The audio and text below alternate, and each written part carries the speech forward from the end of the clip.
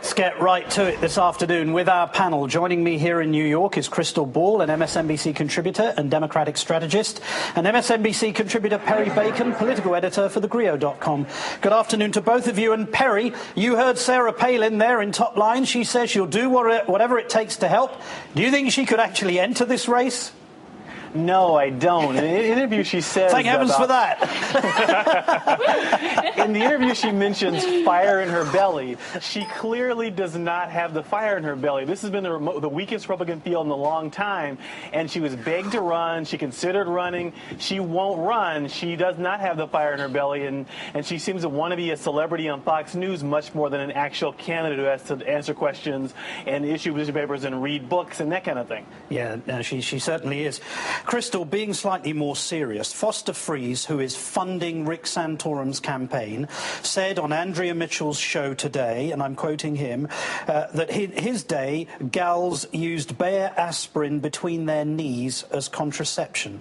I was actually watching the show when he said that. You actually heard him say it? And I was totally blown away, and I think Andrea was as well. I saw one person on Twitter suggest maybe he hold an aspirin between his lips when he's thinking about talking about birth control, and maybe that would solve the problem.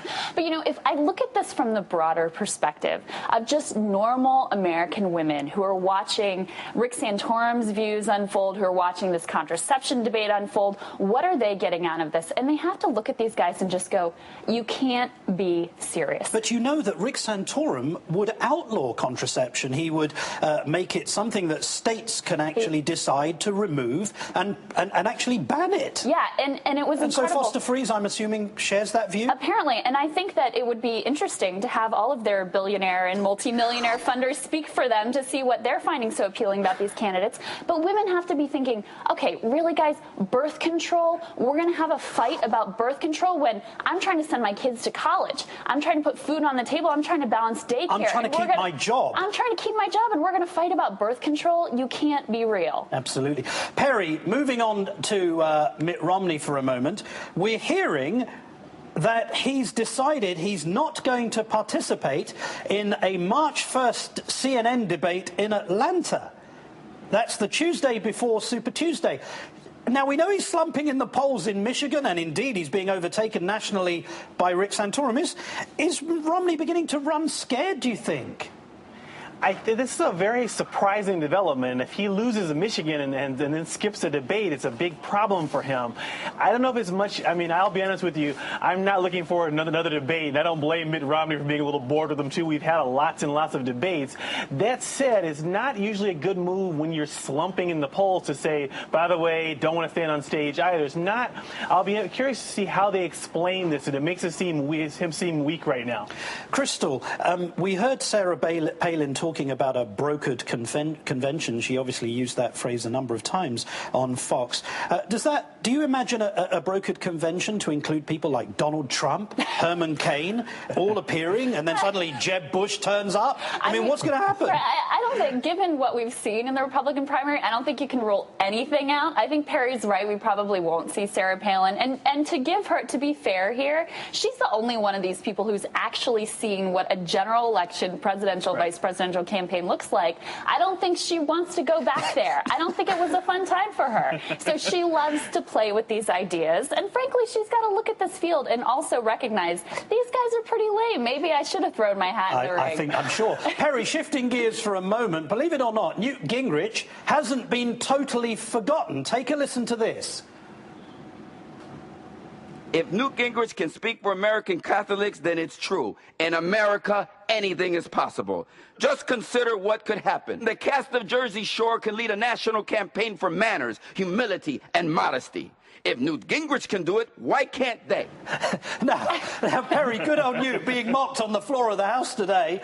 Meanwhile, a new poll has him with a 63% disapproval rating. I dare say, I mean, things are tough for Newt, and he's now being mocked everywhere. I mean, we kind of knew this already. What we knew going into this race was the people who knew Gingrich best, the members of Congress who served with him, all of them endorsed Romney or someone else. That told us that Newt Gingrich would not wear well on the campaign trail. Israel, and he seems to be losing support.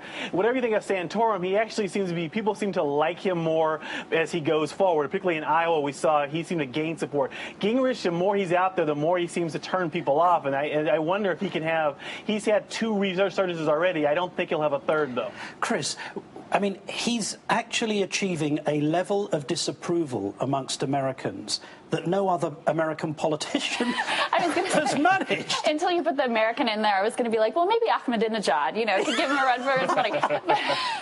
I think the only person who actually could potentially rival him is Sarah Palin if she were to get back on the scene in a real way, because she is that divisive. But clearly, America has a very short sort of attention span and capability to stand Newt Gingrich. We're actually watching him now live in Beverly Hills, where he's obviously appealing for money because, as you can see, Krystal, he's not there for a primary that's coming up anytime soon. He's looking for money. But, I mean, we all knew that Newt had a problem with his past, the serial adultery, the multiple marriages, being kicked out of the Congress, having to resign as Speaker, the $300,000 fine, or what he calls reimbursement. But it seems that even his conduct now in front of the American people has led them to loathe him. I think there's an air of condescension and sort of know-it-all. I mean, it's hard to put your finger on, but there is something about him that does rub people the wrong way. His manner of speaking, his very unequivocal denouncement of other people and others' ideas. Americans don't like that, and it doesn't wear well. The professor himself not wearing well. Krystal Ball and Perry Bacon, thank you so much.